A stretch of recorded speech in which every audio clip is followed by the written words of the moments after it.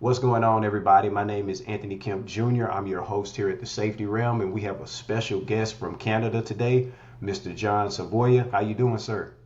Good, good, man. Long time no talk. How you been? Man, I've been great, man. Family's doing good, healthy, strong. I can't complain, brother. God bless. Yes, sir. So, man, we're going to give Mr. John a proper introduction, and we'll start with kind of giving some credentials of what John is doing and what he's been a part of. Mr. John has spent his entire life in the construction industry. He's a former site supervisor in the road and bridge industry turned safety professional. John is the global safety director for the TY Lin Group, a major player in the architecture and engineering industry around the world.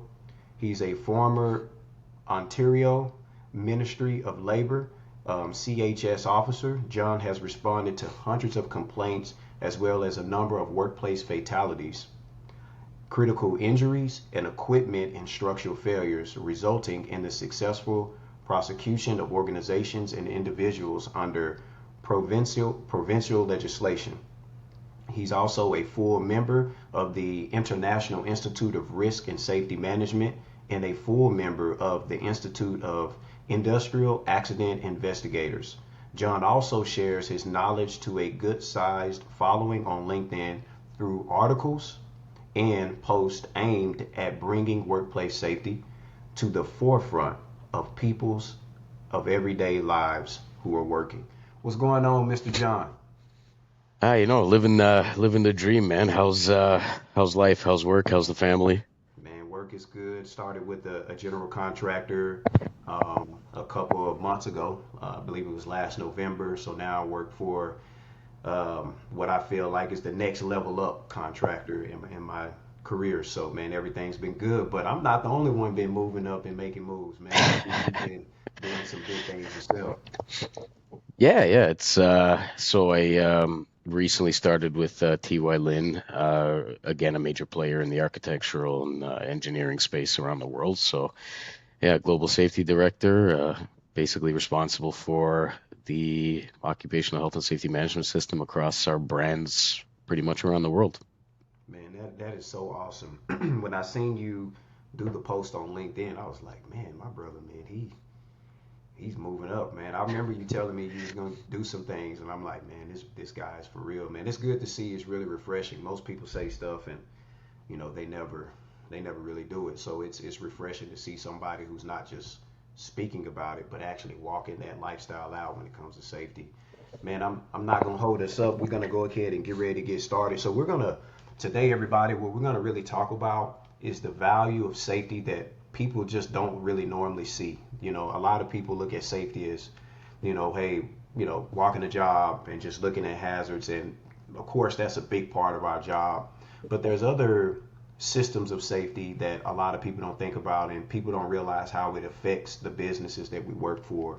So we're going to kind of really start talking about that, and just talking about how safety, the value of safety that a lot of people don't see in a lot of these companies. I'll tell you, just from my standpoint, when I look at how businesses run in any great nation, you're always going to have a safety management system and a team that's going to work for a business. And we oftentimes, and I know John hears this a lot too, like, oh, you guys don't make anybody any money, and people don't realize like how much of an asset safety professionals are, and having a system in place with policies and procedures that companies follow. John, how do you feel about the importance of workplace safety and how it actually helps businesses? Yeah, I mean, so that was a good segue into it. The reality is this, right? We look at safety from the outside, right? Being a construction worker myself, I've been in industry for 22 years. The first 11 years, I was a site supervisor, right? And a machine operator, and basically did everything. And I bring myself back to kind of that stage in my life. Safety was just kind of one of those things off to the side, Hmm. right? We had to get the pipe in the ground. We had to grade the roads. We had to, form out the bridge decks and the, wing walls and abutments and things like that. So it's kind of an afterthought. It wasn't really until I got the job with the Ontario Ministry of Labor, which, by the way, was a complete fluke at that point in my life, but glad that it fluked out that way. But even then, we trained for about a year or 9 months before we were given our badge and our authority to go enforce the laws in Ontario.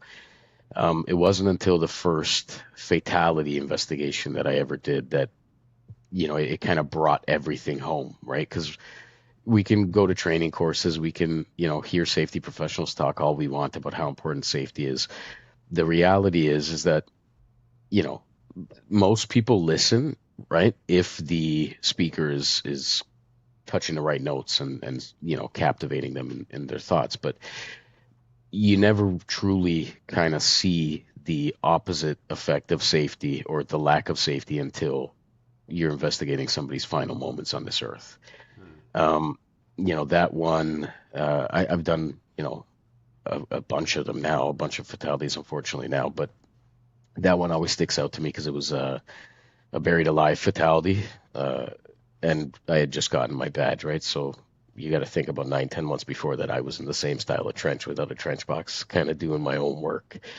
So yeah, it impacted me pretty hard. But the reality is that safety, I like to kind of quantify it to say that when we parse down safety and we take all these big words out of it and we say, occupational health and safety management system and exposures and all this other stuff, if you were to parse down safety, really what you're talking about is the intrinsic value of a worker's life, right? Hmm. Removing all the fluff, right? Ultimately, safety is love, right? And that's the way that I like to look at it. And sometimes love isn't always easy, right? You get tough Hmm. love too. But really, the fundamental value of safety from an organization standpoint, any organization that cares about their people wants them to go home safe at the end of every day, right? So there's the human side of safety in that regard for any organization that truly cares. They want to take care of their people. But there's also an ROI on it, right? Like we said, safety doesn't necessarily quote unquote make money, but what it does do is it saves money, from workers' compensation premiums and insurance premiums or fines and charges. Or, I've worked a lot in the US as well where civil litigation is very heavy, right? So civil lawsuits and things like that. So from a company standpoint, safety is a means and a way to potentially save money as opposed to, working unsafely and taking that risk of losing money. From the human standpoint, again, safety's love, right? It's a matter of loving the person next to you enough to want them to go home to their family, their loved ones, the same way that you want to go home to your family and your loved ones. So ultimately, that's kind of a broader kind of walk around of my opinion about safety. But my opinion about safety is heavily influenced on all of the terrible things that I've seen, the fatalities, the double fatalities, the critical injuries that altered somebody's life for the rest of their life. So again, when I say safety, it's very much shaped on the experience of seeing the worst case scenario as opposed to, maybe a safety professional who's kind of worked their way up in safety and never had the unfortunate opportunity to see any of that. And I hope that they don't, right? But yeah, that's kind of my walk around on how I feel safety is valuable. Yeah, I can confer to that as well because, you know, there's oftentimes like in safety where you're just trying to check the box. Hey man, gotta do this, gotta do that, or, especially, in construction, when you work and you're going to do work with a general contractor, you gotta do safety orientations, which I'm a little bit more a part of now. But I actually have found over the years, I think safety has become, I know here in the US, it's really become like, even if you don't see it as productivity, you understand based off of the headship in the businesses that are actually employing people to do work. I've actually found that everything starts from the top. And so when I'm when I'm at work and I'm working with other people, I found that they value safety because the leadership does. Like, Right. and it's just interesting because when I was growing up, my dad always told me like everything starts at the head. Like he was like, if you really look at like the human body, everything starts from here. It never starts down here. Every thought, every intention of what the body is going to do is first processed in the brain, which is the head, right? So what you're saying is absolutely correct. Like, no, maybe we're not making the company money up front, but like when workers' compensation, when it comes to um, clinic visits, when it comes to just, hey man, you got to go through therapy now. You know, some that comes out of somebody's pocket. Like it's not free. Now we can say, yeah, it comes out of the insurance claims pocket, but at some point, they're going to be like, hey man, depending on how many injuries you've had, we may end up having to restructure the amount that you're paying per month. You know, it's kind of like with cars. I'm not saying that I know that for sure, but like with a car, you get in a car wreck, even if that car wreck wasn't necessarily on you, there's some type of deductible that you have to pay or something along those lines. And sometimes it not only affects you, but it affects everybody in the zip code in the area in which Right. you live. And so I agree with you 100%. I've actually seen here that if the headship doesn't care about safety, man, it's it's horrible. And I feel bad for a lot of the smaller companies, for the employers, because it's like they don't realize how valuable safety is until they get around somebody who has the leadership that emphasizes the value of safety, and not just people making money. We all want to make money, but when somebody is saying, hey, we value safety so much that we're willing to stop work and we're willing to scale back on meeting a schedule for a day or two just for the sake of making sure that there is no life loss.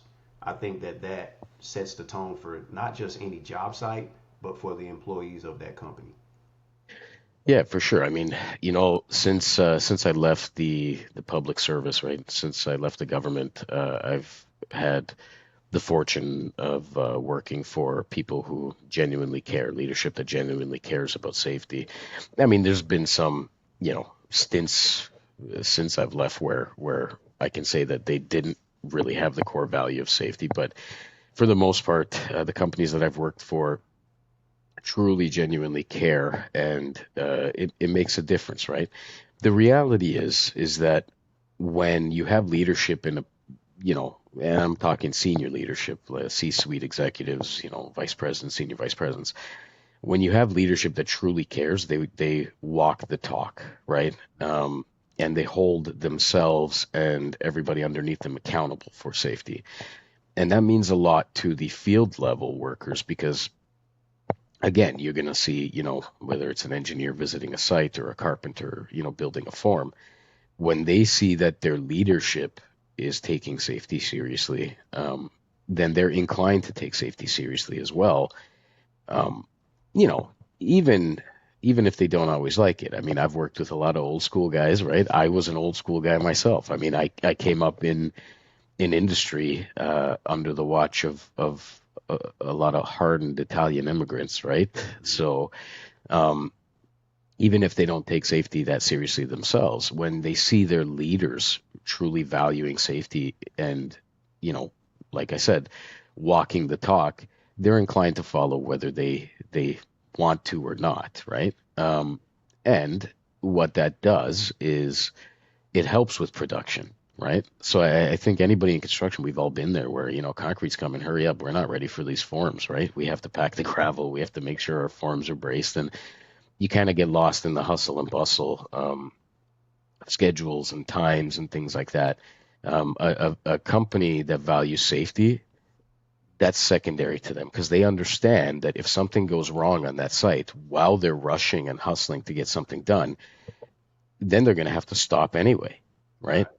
Right. Emergency services are going to have to come, and then the investigative body, whether it's OSHA or the Ministry of Labor, HSE in England, the regulatory body is going to come and shut them down anyway. So Yeah. there's a bunch of different facets, but really it comes down to core values, right? Hmm. And in today's day and age, what I'm finding is a lot of leadership C-suites and senior VPs and directors, they value safety because they value human life. It's part of their core values. It's not just about the bottom dollar. Hmm. Um, and that's it's been really astonishing to watch because, like I said, investigating fatalities, man, I've seen the worst of the worst. I've seen there was a double fatality trench collapse in 2022. Now, I had left the government at that time. But when I heard who it was, this was, I charged the owner of that company twice before for Hmm. not having trench boxes in the ground. So you're not gonna change everybody's hearts and minds. And the unfortunate reality is that sometimes it takes something catastrophic to change somebody's mind. So the fact that we have more proactive leadership in this industry that's proactive with safety, it's a wonderful thing. I always say that safety professionals, our ultimate goal is to work ourselves out of a job, right? Yeah. When the world becomes safer, we've done our job. But again, as long as humans are doing the work, we're gonna have a role to play. So Yeah, you said something I think is very key. Like, and I think that this is probably something I've been challenged with quite a bit. Was like, man, why do we gotta wait till something bad? And it's the thing is, it's a humanistic thing. Like when I when I meet people that I grew up with or people that I love in my family, and I'm like, man, why aren't you making better decisions? Why do you want something real catastrophic to happen in your life in order for you to change? And I guess we've all kind of been there. Maybe if it wasn't catastrophic, it was just like something serious happening. We were like, what? It's almost like when a loved one passes away, you realize like, yo, wait, I'm living my right, life like I'm not going to like at some point cross over just like they did. And like in safety, I always try to be as proactive as I can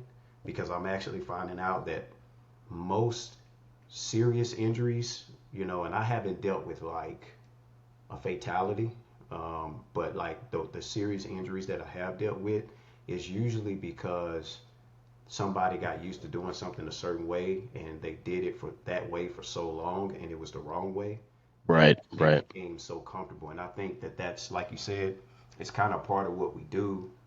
And like I will say, like even for the guys here and the gals here that are used to the old fashioned way of safety, I can honestly say that I'm slowly seeing the more rough around the edge people.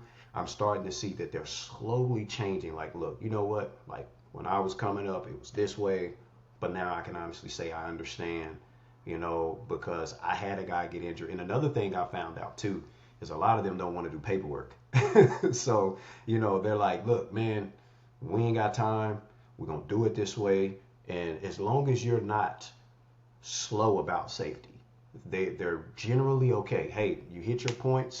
You're not slow with this thing. You do what you're supposed to do. You get out there and get the work done. I found that most old school men and women in construction, they're like, you know what? I can deal with it. It's when that process is so slow, it's usually right. when they're like, oh my gosh, I can't deal with it. But also doing paperwork and kind of going through the process of, hey man, you following up with that superintendent, that senior superintendent, and saying, man, this guy has to go to rehab now.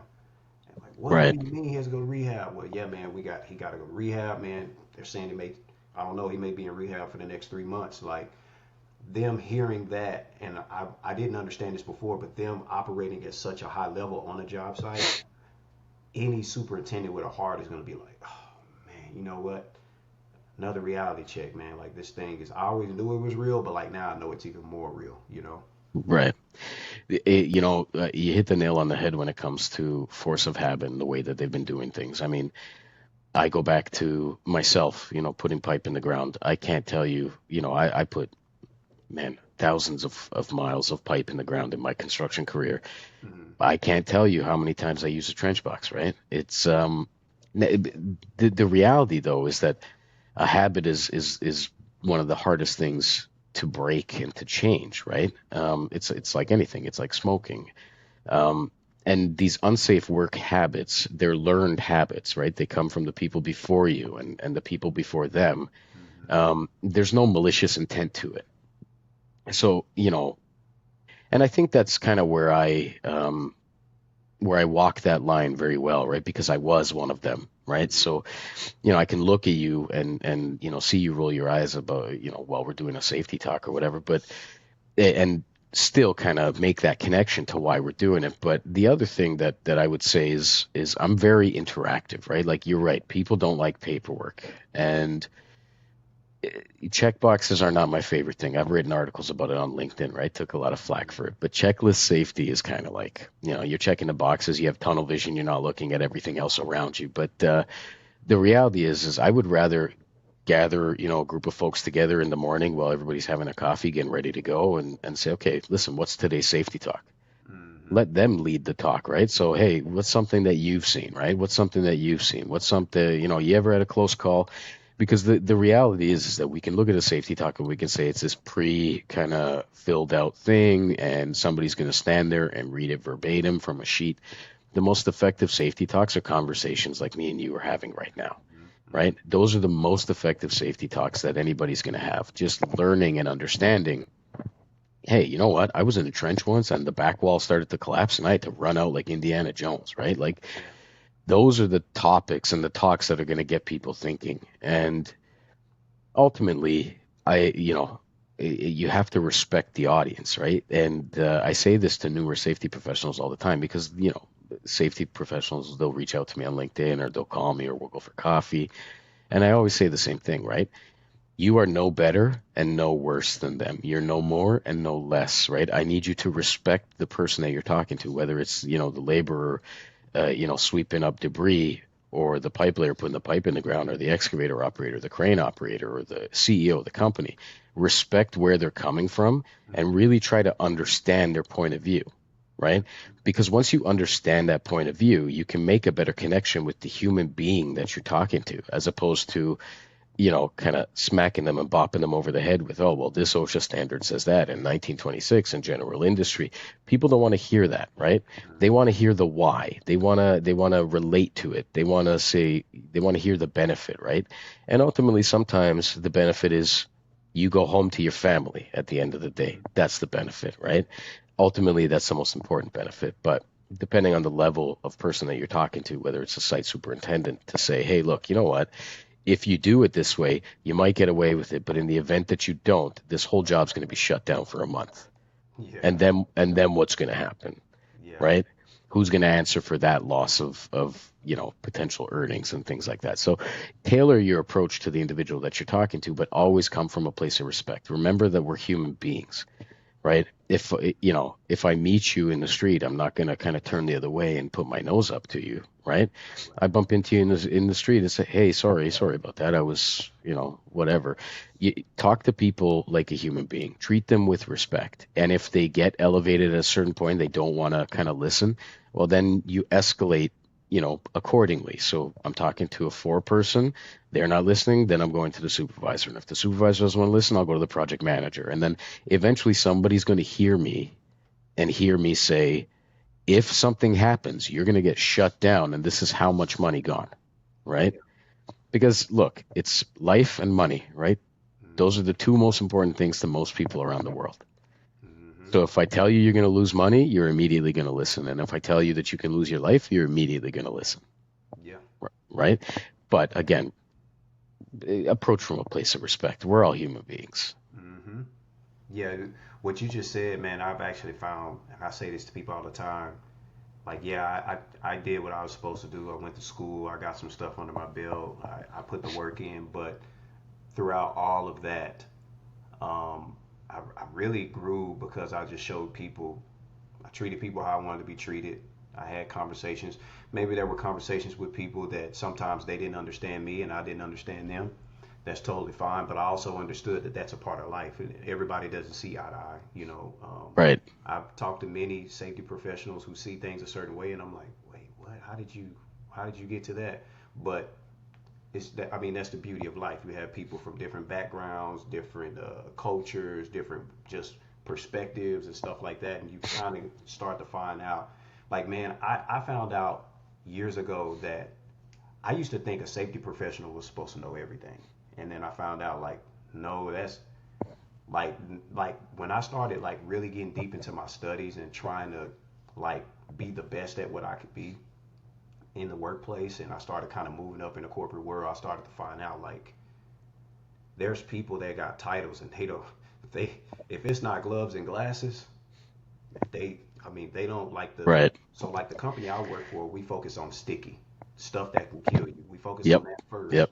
and then we kind of go and we pyramid down to like the gloves and the glasses. It's not that we don't focus on it. It's just that we understand that a fatality or a catastrophic injury is a whole lot worse than somebody walking on a job site with no gloves on and they grab something that wasn't necessarily sharp, but Right, they're right, supposed to be working with gloves on. Like we understand like that does matter, but it doesn't matter as much as somebody dying or getting their finger cut off or dang near almost getting their eye plucked out or right, getting metal shavings in their eyes. So, as I started to grow in my career, I was like, man, like the company I work for now, Brashman and Gory, really opened up my eyes because it was like, wait, yeah, like it took me a while to grasp, like, okay, what are they saying? But then when I figured it out, like, oh, the stuff that can kill you is really the stuff that's not only going to cost you more money, but let's push the money to the side, like you said, shutting the job right, down for somebody to come and inspect your whole job. You have to answer the client. The client wants to know how this fatality happened. The client wants to know how this person got their finger cut off. Like from a GC standpoint, you got to answer to that. It's not just oh yeah, this is just a quick meeting. No, this is not a right. quick meeting. This may be a 2 to 3 day meeting, and we got to get to the nuts and bolts of this root cause analysis. We got to ask more whys upon whys upon whys, and we got to get more processes upon processes. So when I think about what do you think the cons are or the disadvantages are with those businesses who have people in leadership who don't care about safety in the construction industry? Like, how do you think that works out for them in the end? So not great. Um, I say this, uh, really going back to my life as an officer, right? Um, but I also go back to my life in construction. The reality is this, right? If you can only get away for so long Mm-hmm. until something goes wrong. Like I said, in 2022, there was a double fatality, a trench collapse, and going back to when I was an officer, I charged the owner of that company twice. Mm-hmm. So proactively for workers in trenches without boxes. So how does it work out? Not great. And I think that you can only play with fire for long enough before you get burned. And you know, the reality is safety doesn't have to waste your time or your money, right? And if you view it that way, you're already setting yourself up for failure. Um, Again, maybe interactions with past safety professionals have led, this individual to feel that way or to kind of view safety in that manner. And you know what? I think we do have to kind of take a look in the mirror and look at ourselves and say, okay, well, why is this person so difficult? Who have they dealt with in the past? Have I been difficult to deal with in the past? Have I made this make sense?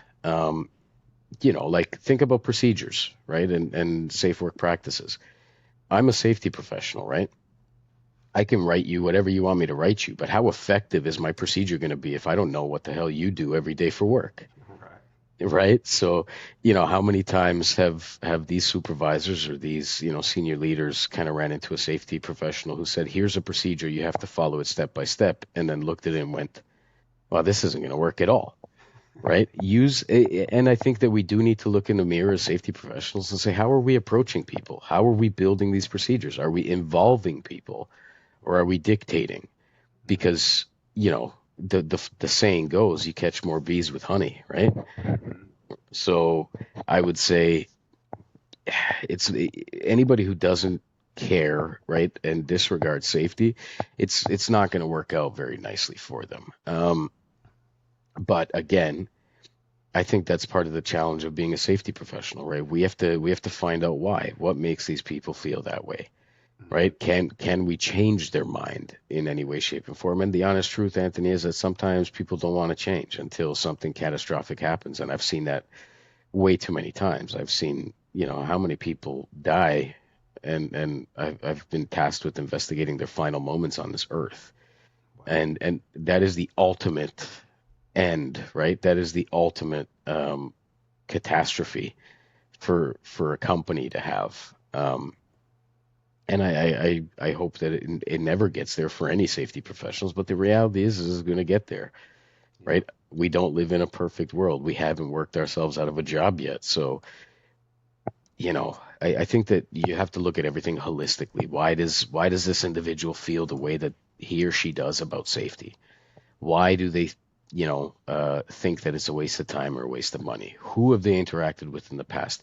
Really get to those tough questions, right? And if you're approaching from a place of respect, like right off the bat saying, hey, listen, you know what? I respect your role, and I don't know what it's like to be you, and I don't know what you do every day, but I'm here not to hinder your progress, but to help your progress, right? Mm-hmm. Safety and operations should run parallel, right? They shouldn't clash. Right. Safety should bolster the operations, and people should be operating safely. So I really think that nobody, well, I shouldn't say nobody because I'm sure there's a few people out there in the world, but I don't think any business owner, any superintendent maliciously wants their staff to get hurt or killed. Right. So let's break through that, let's break through that kind of outer shell and figure out where's our sticking points here? Where are we not getting along? And let's figure out a way to get along so that people can go home safe. And sometimes it's fear, right? Like Yeah. you have to kind of have that come to Jesus moment with them to say, hey, look, there are supervisors who have been charged and received prison time for Mm-hmm. neglect on their job sites. There are business owners that have been convicted and have done jail time, for neglect when it comes to safety. Mm-hmm. And if that doesn't scare them enough, just show them some case history, right? Like the Hard Rock Hotel collapse in New Orleans or the New Jersey New York Port Authority incidents, and we're talking in the tens to hundreds of millions of dollars in litigation. So Mm-hmm. sometimes you have to use the fear tactic, but to help them understand. But hopefully you don't get there and you can work in unison as opposed to in opposition. You know, when so I've dealt with some scenarios where there was a guy who left the company, and come to find out somebody still was trying to find this person. Like, hey, we got to settle this. And so what I would tell somebody who feels that safety is hindering their business, especially from a labor intense perspective, I would say, man, it's you really need to go to the OSHA website and look at the fatalities and the injuries that have occurred in the past year. And I promise you, your mind will change. Not only that, the suing of the business that could happen.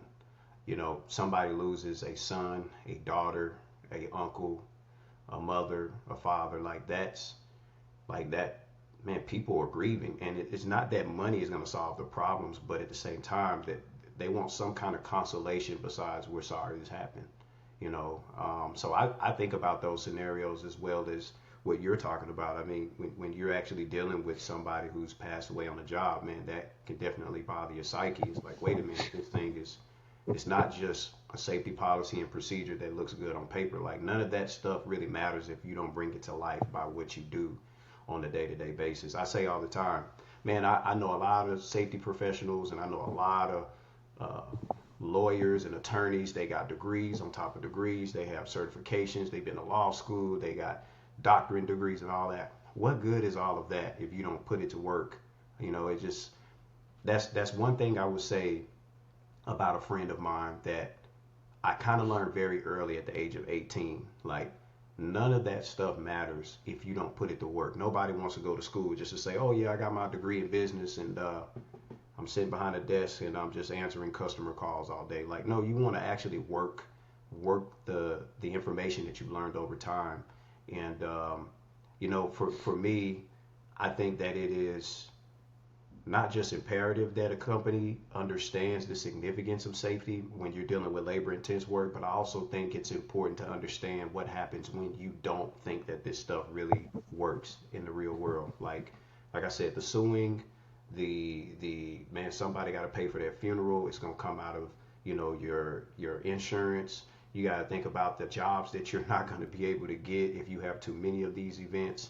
And man, that one probably was the biggest one that got me when I was trying to find a way to, if I ever came across an employee that just didn't understand the importance of safety, how can I get them to buy in? Because that's a big part of our job. Like, okay, we Right. understand we're always going to have people who just don't care about safety and they're going to do the bare minimum. But how can we get them to not have the mentality of not caring, but understand the significance of this and how it's not that it just affects you, it affects the people around you and even the other people who don't work for you at the same employer that you work for. So I realized like somebody was telling me, when you have a lot of fatalities or a lot of injuries, you do know like when you're bidding for work, a lot of these multi-billion dollar businesses will not take you. They're like, nope, Right.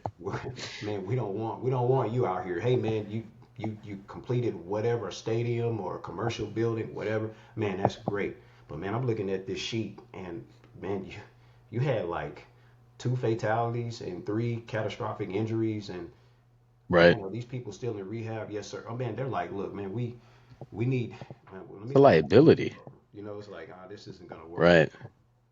It's a liability on their end. I mean, look, anybody who does pre-qualifications, you being in the in safety over there, how many times does the project manager send you something like, "Hey, I need all of our OSHA stats for the last 4 years," right? Hmm. Like at the end of the day, it's a liability for the general contractor, the prime contractor, constructor, whatever you want to call them. It's a liability to have trades or other employers on site that have, high numbers of injuries and fatalities because really, especially in terms of civil litigation, which is, more prominent in the US, everybody gets sued. Everybody in that job gets sued. It's not just the employer of the individual who was hurt or killed. And, look, you made a comment like it's not the money, right? At the end of the day, I'll never forget. So again, going back to my first fatality, the gentleman was buried alive, and like most people in construction, he worked with his family, and his younger brother was there on site when it happened, and his father was on site when it happened, and I'll never forget taking the statements of the brother and the machine operator. I mean, it gives me goosebumps to this day because it's like, no, he said it. No amount of money is ever going to bring my brother back. Hmm. My nieces have to grow up never knowing their father, Yeah. and you know, it just it wasn't the first, right? It was the first, but it definitely wasn't the last. Hmm. No amount of money that a company can make is going to be worth a single worker's life. Yeah. And I'll say that until my dying breath myself, right? Like I think we safety professionals do a good job of it because we understand the humanity in what we do, right? But Hmm. I think people really need to, and I would encourage. There's organizations out there, like in Canada anyway, called Threads of Life, and they're an advocacy for the family members of workers who have been killed on the job. And all you got to do is listen to some of their stories, Hmm. um, or talk to people involved in safety, like at these conferences through NSC or through ASSP, or the regional conferences. Just talk to some employers that have gone through a catastrophic injury or fatality, see how it's affected them, Hmm. right? Like the fact is that a lot of the times we don't think it can happen to us until it does, right? Hmm. And the reality, and this may seem like a drastic comparison, but the reality is, driving under the influence, Yeah. right? How many people have a few too many, get in the car and drive and nothing bad ever happens, right? Out of the 20 times you do that, it only takes one to change your life forever and change the course of your future. And I think unsafe work and totally disregarding safety protocols, you know, you're taking that risk, right? You might get away with it 19 times. If it happens once, it's going to cause a real problem. And ultimately, I think most important thing that we do as safety professionals isn't the policies, it's not the checklists, it's not the safety talks, it's not the inspections, it's not the investigations. I truly believe that our job is to build champions. We Hmm. need to build safety champions within the industries that we work, right? I need to make sure that the manager for the fabrication floor cares just as much about safety as I do. I need to make sure that the site superintendent cares just as, as much about safety as I do. And when we build these champions, you're building a sustainable safety future for that organization. Because now what you've done is you've created safety professionals out of other professionals. Hmm. And, I was on a podcast earlier in the year called The Construction Life. And I said it there, right? A carpenter can be a safety professional, an electrician can be a safety professional, a cement finisher can be a safety professional because they're the experts at what they do. Hmm. When we use those experts to build the program, we build the champions, we create ownership. And when somebody has ownership of, a little part of the program, they're more inclined to follow that program. They're more inclined to listen. So, it's a sense of pride when a carpenter can say, "Oh yeah, look, this procedure, we have to follow this. You know why? Because I built this procedure, because I do this every day, right?" So create the champions. I think that's the most important thing that we could possibly do in our careers is create champions. I like that, man. That's a really, really. I like how you put that analogy on it because when I do flex and stretch with a whole bunch of subs, I oftentimes say I don't want a superintendent or a foreman. I just want to get the everyday labor and laborer and let them come in and do the flex and stretch because it they're laughing and talking with the other workers as they work. The foreman is kind of around. So yeah, maybe a foreman, but like mainly a superintendent, man, he or she is in and out of meetings all day, doing paperwork, they're looking at schedule. But the people that's in the field, I told them I would like for them to do the flex and stretch because it gets them involved. To your point, you're saying, hey, getting people involved that are actually doing the work actually creates interest. It creates a sense of feeling like I'm a part of more than just a job where we're just building a building, but now I'm actually an integral part of this building process and also helping to train the next generation and the next guy who's working with me. I wanted to say this, man, and I'll get ready to end this. I think, and I don't hear people say this, but I guess maybe people won't say it publicly, but I'll be the first to say it. There are times that the reason why people don't listen, don't understand the significance of safety process, procedure, and understand the importance of it is because sometimes safety professionals are just over the top.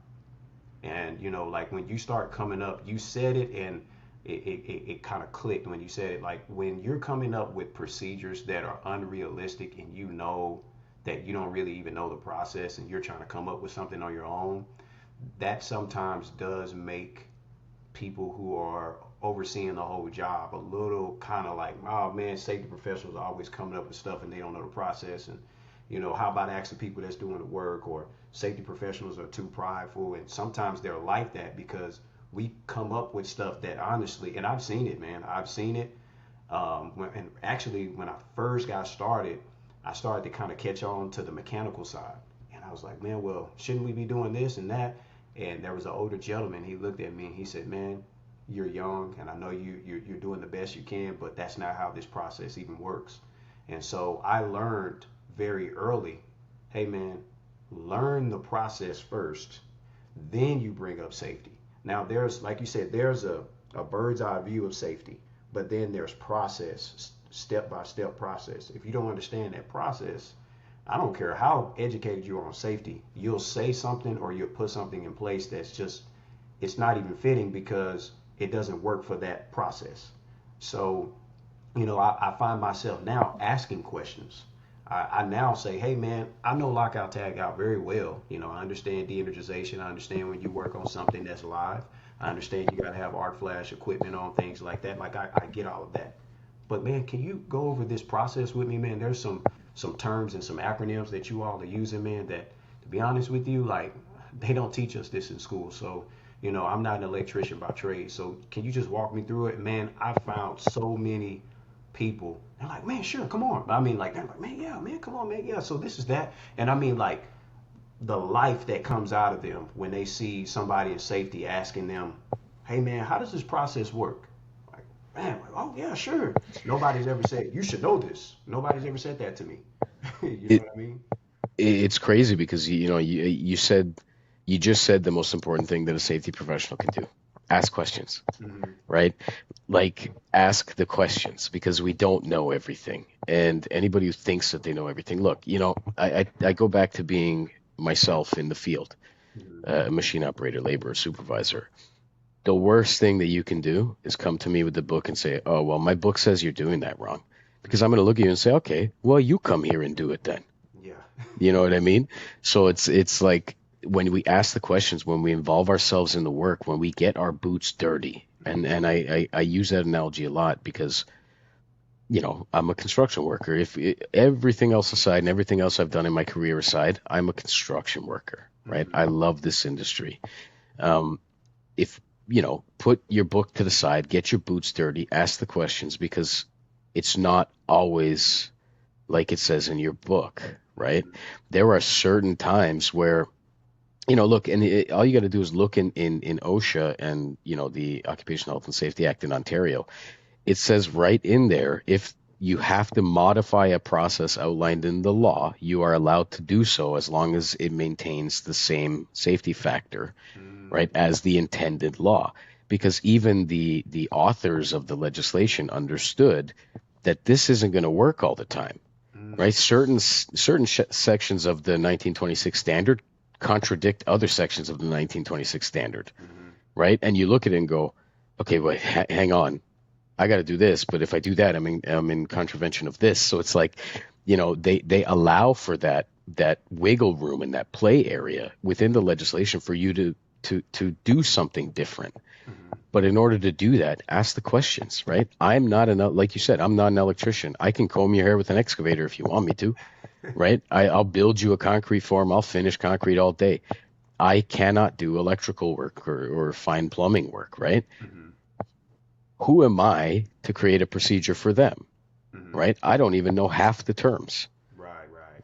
right? So if I create a procedure and say, here, follow this, you're going to look at it and go, yeah, no.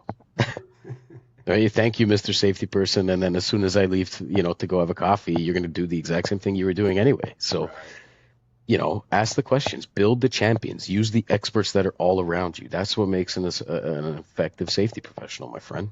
Yeah, it's so great, man, because I'll tell you, okay, this is really the last thing I'm gonna say. I was getting ready to do a training one time, and you see, I'm 34. This guy has to be right now about 53, maybe. And so I was going to travel in the DFW Metroplex to go and do some training.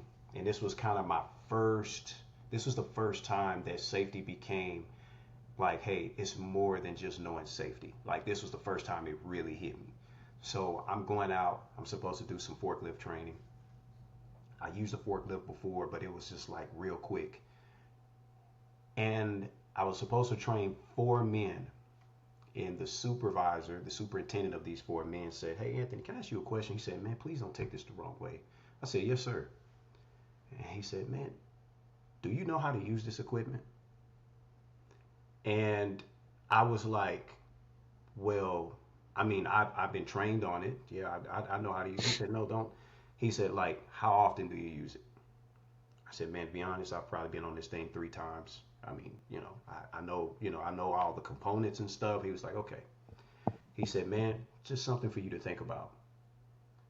Always think about this before you train somebody on a piece of equipment. You want to know, don't just know PowerPoints and slides. He said, I'm not saying you don't know how to use the equipment. He said, because you said that you've been on it. But I'm saying you really want to know so that when one of these guys asks you a question, you're not looking like the safety guy who just followed a PowerPoint.